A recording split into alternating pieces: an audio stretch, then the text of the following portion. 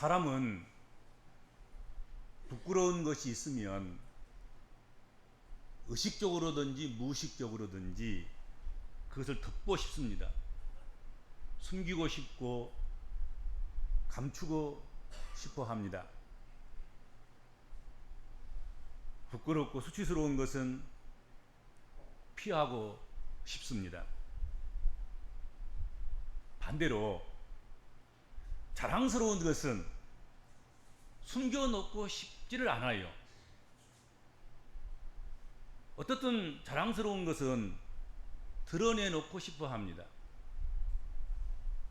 자랑하고 싶어서 안달이 나고 견디지 못하는 그것이 사람의 심리 아니겠습니까? 오늘 본문 말씀에서 사도 바울은 나는 복음을 부끄럽게 생각하지 않는다.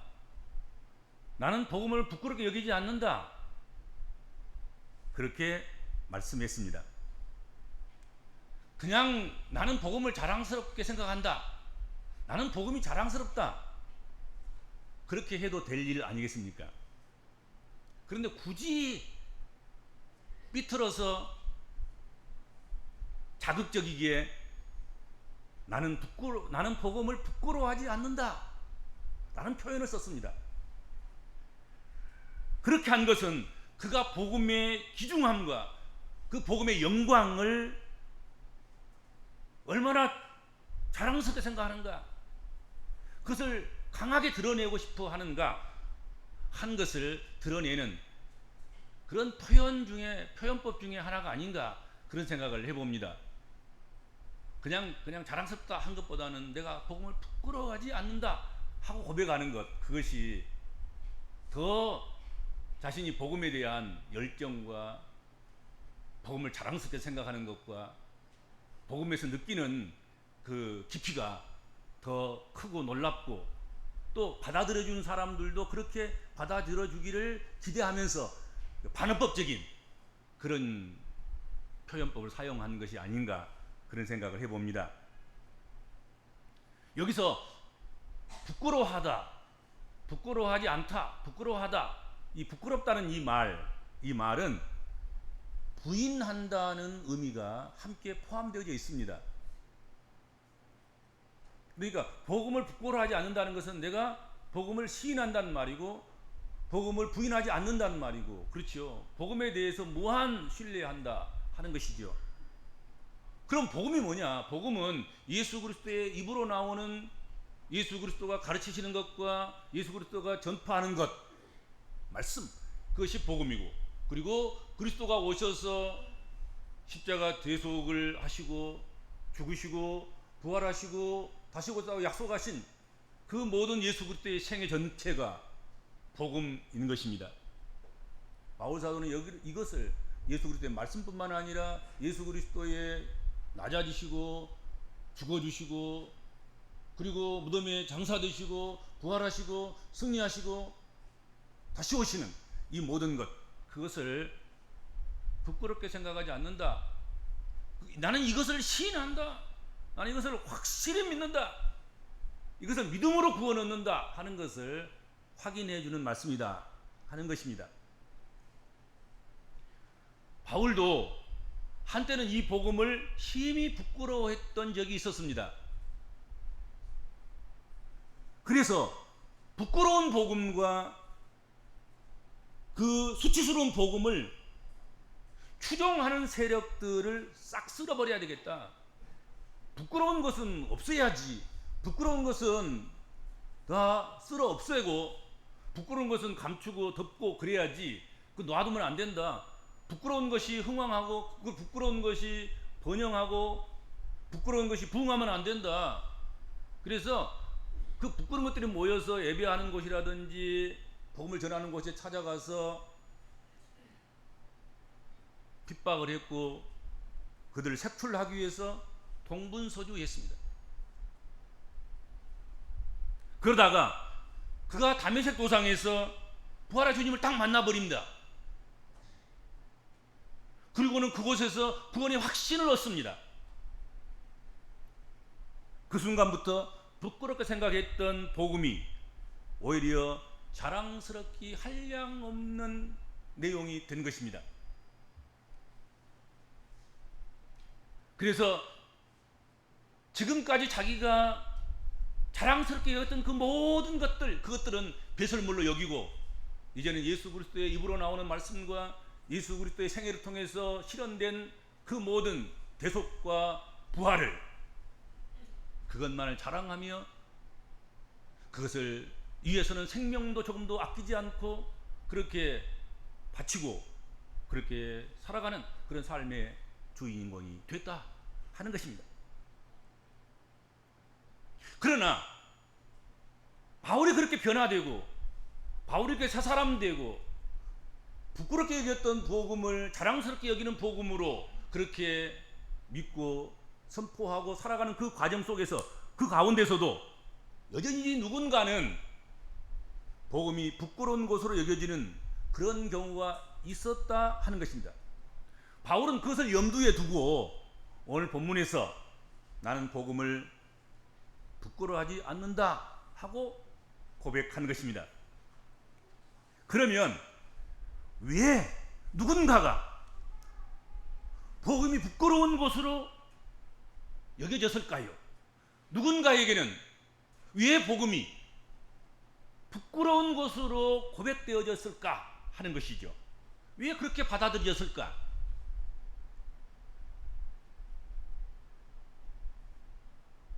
복음을 부끄러워하는 사람, 그렇게 받아들여지고 그렇게 여겨지는 그 사람은 아직도 복음을 능력으로 경험하지 못하고 있기 때문이다 하는 것입니다.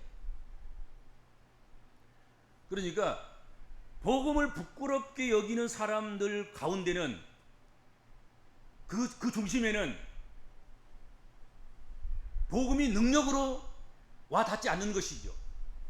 복음이 능력이라고 여겨지지 않는 것입니다. 복음을 단순히 지식으로만 여기고 능력으로 여기지 못한 것 때문에 복음 그러면 수치스럽고 복음 그러면 부끄럽고 복음 그러면 감춰둬야 하고 복음을 언급하는 것, 그것은 부끄럽기 짝이 없는 일이라 생각이 된다 하는 것입니다. 복음을 부끄러워하는 사람들은 예수 그리스도를 통한 구원의 확신을 가지고 있지 않습니다. 복음을 아직도 여전히 자랑스럽게 여기지 못하는 그 심령 가운데는 구원의 확신이 없습니다. 예수 그리스도를 통해서 구원의 확신이 주어진다고 하면 복음이 부끄러울 리가 없어요. 자랑스럽겠지요. 어디다 내놓아도 자랑스럽고 감춰서는 안 될 것으로 여기고 기회만 주어지면 그거 자랑하고 싶어서 입을 열어 불현듯이 예수를 증거하고 예수를 드러내고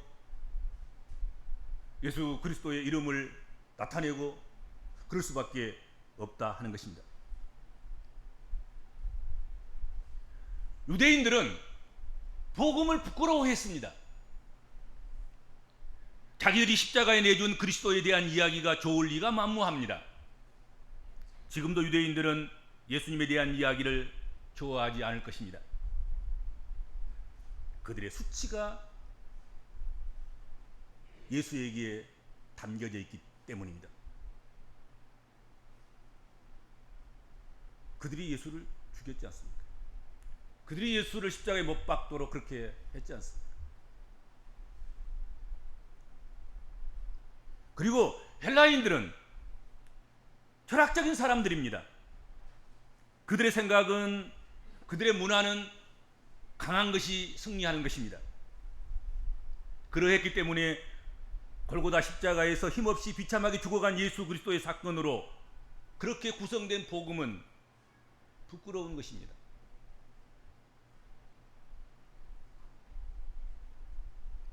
오늘도 강한 것이 승리한다, 강한 것을 숭배하는, 그리고 자기가 강한 그런 사람들은 복음을 부끄럽게 여깁니다. 자기가 강한 사람들에게 복음을 전해보세요. 그렇게 연약한, 그렇게 거저받는, 나 그런 거 싫어. 내가 돈 주고 사든지, 내가 땀을 흘리든지, 수고해서 내가 어떤지 그래야지. 그건 더 그렇다는 것이 아니겠습니까? 그렇지 않습니까? 그러므로 나를 약하게 만드셔서 복음을 자랑할 수 있게 하신 하나님을 찬양해야 됩니다.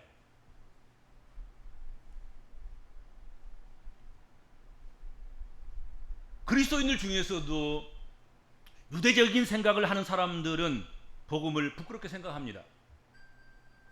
그리고 자기가 강한 로마 사람들이나 헬라 사람들처럼 그렇게 약한 것을 싫어하고 강한 것을 자랑스럽게 생각하는 그런 사람들은 복음을 부끄럽게 생각할 것입니다.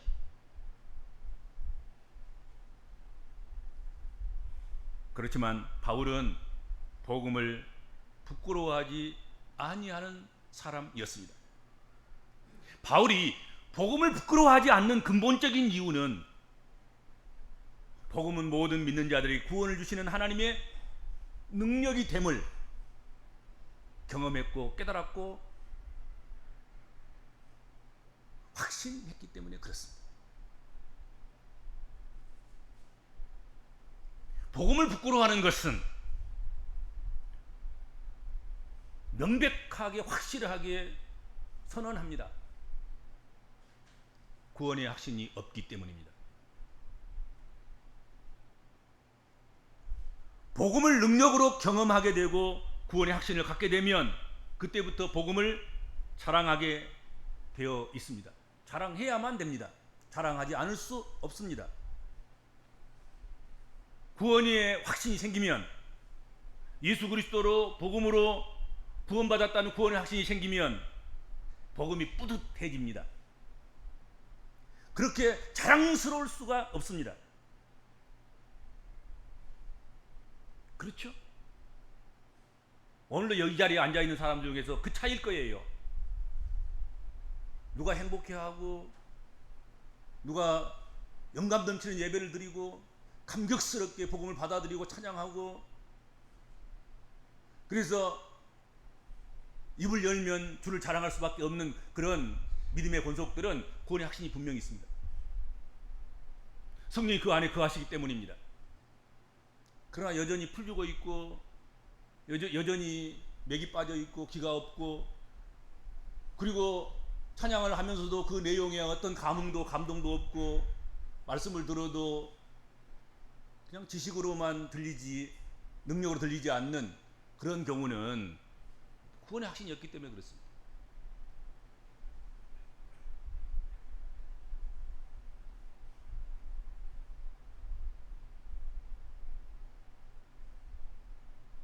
복음을 자랑하고 교회를 자랑할 수 있는 그런 성도들이 되셔야 합니다. 복음을 부끄럽게 생각하고 창피하게 생각하는 그런 것은 우리 복음적인 그리스도인들이 가져야 할 믿는 도리가 아닌 것입니다. 그 벗어나야 되는 것입니다. 빨리 이걸 해결해야지. 언제까지 우리가 예수를 믿으면서 복음을 부끄럽게 생각하고 교회를 수치스럽게 생각하고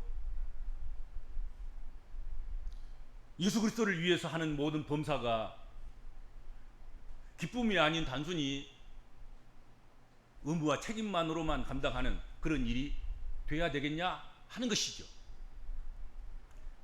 자랑스럽고 감격스럽고 기쁨으로 할 수 있어야 되지 않겠는가 하는 것이죠.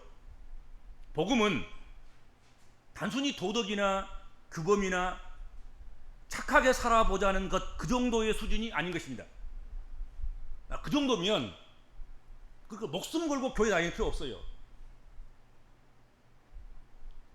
그번 정도 착하게 정도 살아보자고 교회 다니고 예수 믿는다고 한다고 하면 야 예수 믿어 착하게 돼 그 정도로만 교회가 줄 수 있다고 하면 교회 다닐 필요가 없습니다. 여러분 예수 안 믿는 사람들 교회 안 다니는 사람들 중에서도 얼마든지 양심상 훈련되고 단련되고 연단받고 그리고 좋은 사람 만나서 착한 일 하는 사람 많습니다. 여러분들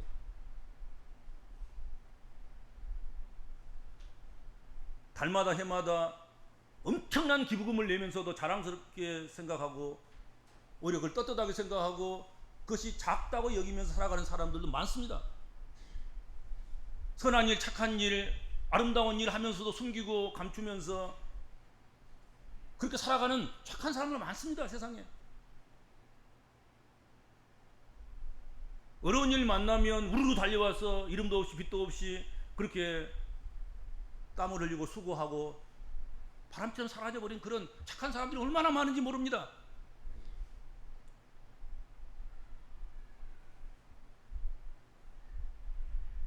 그런 도덕을 지키고 규범을 지키고 착하게 살아보는 것 그 정도는 세상에서도 얼마든지 널려져 있습니다.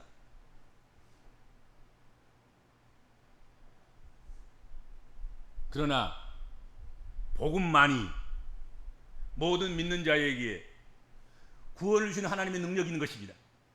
착하게 사는 것으로는 여러분 구원의 확신 주지 못합니다. 구원의 능력이 되지 못합니다. 영생 얻게 못하는 것입니다.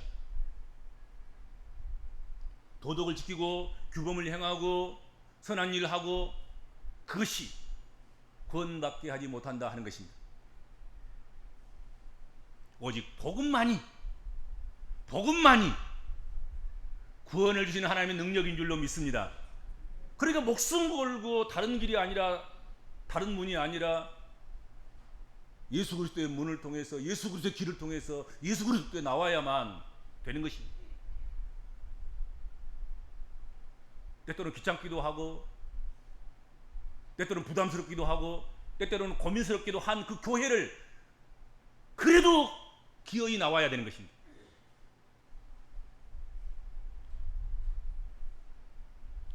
고린도전서 1장 18절에 십자가의 도가 멸망하는 자들에게는 미련한 것이요 구원받는 우리에게는 하나님의 능력이라 말씀했습니다. 복음은 하나님의 능력이기 때문에 당연히 다른 모든 인간적인 힘과는 비교할 수 없을 만큼 강력한 것이며 모든 인간적인 의지를 완전히 굴복시키는 절대적인 힘이 되는 것입니다. 복음에 붙잡히고 복음에 접속되고 복음에 연결된 그런 사람들은 다 한결같이 자신의 역량보다도 훨씬 능력 있는 삶을 살아냈습니다. 성경을 보세요. 성경에 모든 성경적인 사람들, 믿음의 사람들, 그 사람들은 자신들이 가지고 있는 역량보다도 하나님을 의지함으로 주의 성령을 의지함으로 예수를 의지함으로 자기 역량의 몇 배, 몇백 배, 몇천 배, 몇만 배 수치로는 측량할 수 없는 그런 능력의 삶을 살아냈다 하는 것입니다.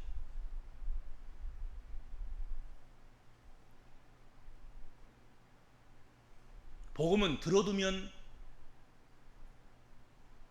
괜찮고 복음은 알아두면 좋은 것이니 듣고 알아두는 정도 그게 아닌 것입니다. 교회 다니면서 착한 사람 되고 좋은 사람 되고 그러려고 다니는 것 정도 그것이라면 그렇게 안달낼 필요가 없습니다. 착한 교인 컴플렉스에 여러분 빠지지 않기를 바랍니다. 교인들 착해 빠져가지고는 구원의 확신도 없고 기쁨도 없고 감격도 없고 그저 도덕적으로 윤리적으로만 하다가 보면 결국은 지쳐 쓰러지는 그런 교인들, 여러분 아무리 많아도 하나님의 일이 되질 않습니다. 정말로 필요한 교인들은, 주의 몸된 교회가 세워져 가는데 벽돌 한 장이라도 되고 싶은 그런 교인은 구원의 확신을 가진, 예수 그리스도가 아니면, 복음이 아니면 구원을 얻을 수 없고, 그래서 구원 얻기 위해서 예수께 나와서 구원받아서 구원받은 감격 속에서 살아가는 그 사람이 필요한 거란 말이죠. 그 사람이 되는 것이 중요합니다. 나는 한강교회 나온 것은 그냥 착한 사람 정도 되고 복음 좀 듣고 깨우치고 안대로 그렇게 규범적이고 도덕적인 그런 삶을 살아가면 돼. 그 정도면 돼. 더 이상 알고 싶지도 않고, 더 이상 하고 싶지도 않고, 더 이상 뭐 느끼고 깨닫고 그렇게 살고 싶지도 않고, 그냥 착한 교인 되면 좋겠어. 그게 아니라는 말이에요. 제발 그러지 마세요. 좀 덜 차게도 여러분 구원의 확신 가진 성도가 있어야 한다니까요. 복음이 능력인 줄 알고 능력을 행사하며 그렇게 살아가는 그런 복음의 능력인이 필요하단 말이에요. 복음 앞에서 그냥 입이 주눅 들고, 복음 앞에서라고 하면 창피스럽고 부끄럽고, 그래서 찬양 한마디 기도 한마디 하지 할 수 없는 그런 무능한 그리스도인이 아니라, 복음은 능력인데 단순한 지식과 지혜가 아닌 그 복음 자체가 선포하면 능력이고, 기도하면 응답이 이루어지는 것이고,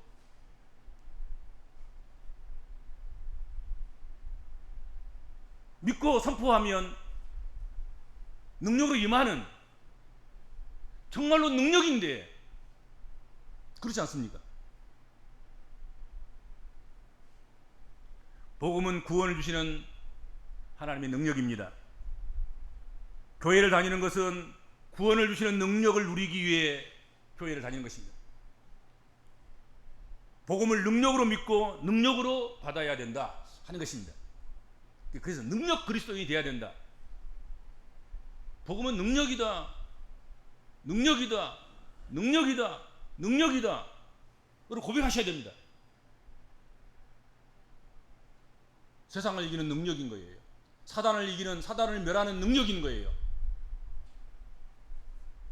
온갖 질병과 우리를 힘들게 하는 그런 모든 범사의 문제들을 정복하고 무너뜨리고 그리고 승리하는 능력인 것입니다.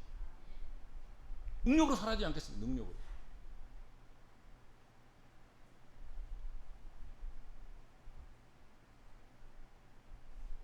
복음은 모든 믿는 자에게 구원을 주시는 하나님의 능력입니다.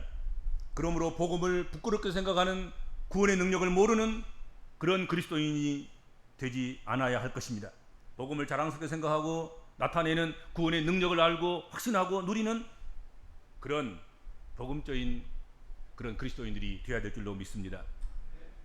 자, 이 시간 그러면 자신을 진단 시트 앞에 놓고 진단해 보시기 바랍니다. 여러분에게는 예수를 주로 믿는 것이 부끄러운 것입니까? 자랑스러운 것입니까? 교회를 출입하는 것이 자랑스럽게 느껴집니까? 아니면 부끄럽게 창피스럽게 느껴진 것입니까? 예수 그리스도의 복음을 전하면, 예수 그리스도를 고백하면, 예수 그리스도를 증거하면 자랑스럽습니까? 예수 예자만 드러내려고 해도 주눅이 들고 부끄러운 그런 수치스러운 상태에 놓여 있습니까? 이 진단 키트에 불이 어느 쪽으로 들어와 있습니까? 자랑스럽게 생각하고 느껴진다면 구원의 확신이 있는 사람입니다. 성령이 그 안에 거하시는 것입니다. 부끄럽게 생각하고 수치스럽게 느껴진다고 하면, 거기에 진단 키트에 불이 들어와 있다고 하면, 거기에 빨간 줄이 그어져 있다고 하면 구원의 확신이 없는 것입니다. 이건 명확한 거예요. 여기는 실수도 없고 실패도 없고 여기는 불확실성이 없는 거예요.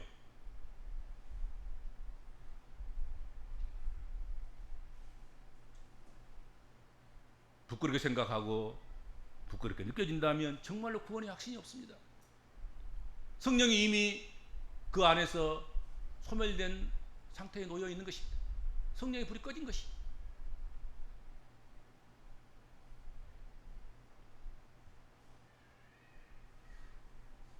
성도 여러분, 복음을 자랑스럽게 생각할 수 있기를 바랍니다. 내가 현재 복음적인 그리스도인이 된 것을 자랑스러워해야 됩니다. 하나님이 우리에게 주신 직분을 여러분 영광스럽게 생각해야 됩니다. 그리스도 예수의 몸인 교회를 자랑스럽게 생각하시기 바랍니다.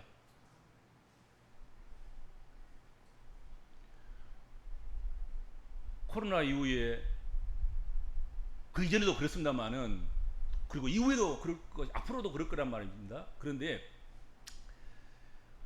아가마귀 사탄은 세상은 할 수만 있으면 예수 믿는 것, 교회에 출입하는 것, 예배를 드리는 것, 이것을 부끄럽게 만들려고 예를 씁니다. 부끄럽게. 그렇잖아요. 그런 문화가 세상에 가득합니다. 거기에 여러분 일조하지 않기를 바랍니다. 믿음은 부끄러운 것이 아니에요. 교회에 출입하는 것은 부끄러운 것이 아니에요. 성도가 예배하는 것은 군인이 나라 지키는 것이고 노동자가 제품을 생산하는 것이고 의사가 병든자를 고치는 것입니다. 우리는 예배를 통해서 그 일을 하는 것입니다. 우리는 예배를 통해서 나라를 지키는 것이고 예배를 통해서 노동 생산성의 극도에까지 이르도록 많은 생산을 하는 것이고 영혼을 치유하고 나라와 민족을 치유하고 세상을 치유하는 것입니다. 부끄러운 것이 아닙니다, 여러분들. 누가 이것을 부끄럽게 만들었습니까? 교회를 무너뜨리는 한 세력이 그렇습니다. 그거 넘어가면 안 됩니다. 하나님은 오늘도 복음을 자랑스럽게 생각하고 그리스도인됨을 자랑스럽게 생각하고 교회 직분을 자랑스럽게 생각하고 내가 출입하는 교회를 자신보다 더 사랑하는 그런 교인들을 통해서 하나님은 능력으로 일하시고 능력으로 역사하시고 능력으로 자신을 드러내시고 나타내 주시는 줄로 믿습니다.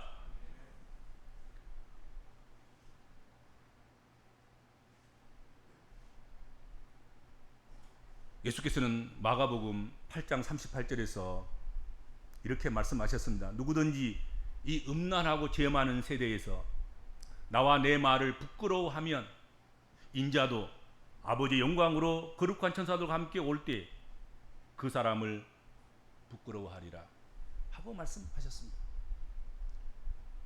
복음을 부끄러워하는 자는 인자이신 예수 그리스도께서도 아버지의 영광으로 다시 오실 때 그 사람을 부끄럽게 여기게 될 것이다.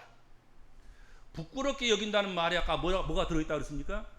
부인한다는 말이 들어있다.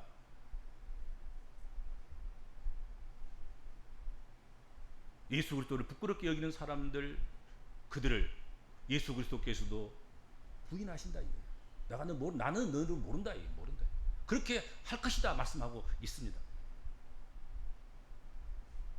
복음을 자랑스럽게 여기고 그것을 선포하고 증거하고 찬양하고 감사하는 그런 성도들이 되시길 바랍니다. 주님 은혜를 감사합니다.